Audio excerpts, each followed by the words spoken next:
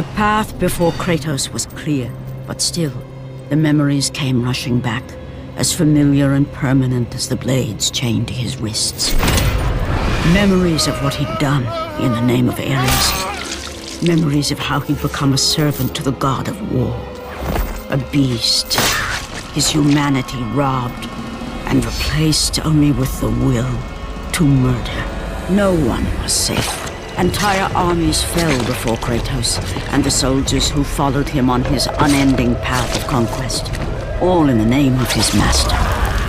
Those who offered resistance of any kind were dealt with quickly. They've built this temple to offer prayers to Athena! This entire village stands as an affront to Lord Ares! Burn this village! Burn it to the ground!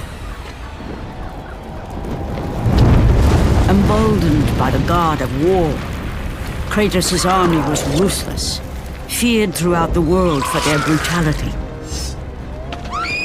All that mattered was conquest in the name of Kratos, their great leader, who had become near invincible. He feared nothing.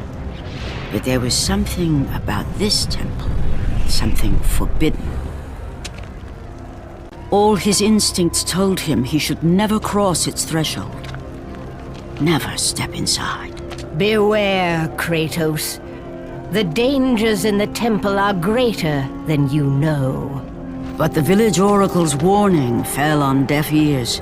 His ambition would not be denied. All who opposed him would die.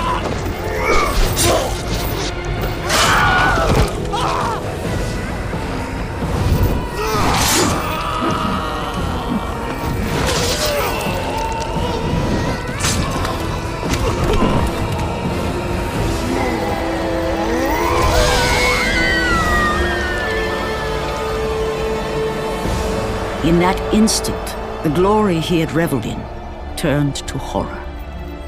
The image of his two final victims would stay with him for all his days.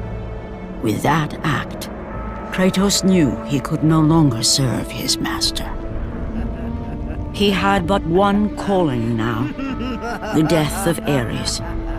He would murder the god of war. Ares, you will die for what you did that night.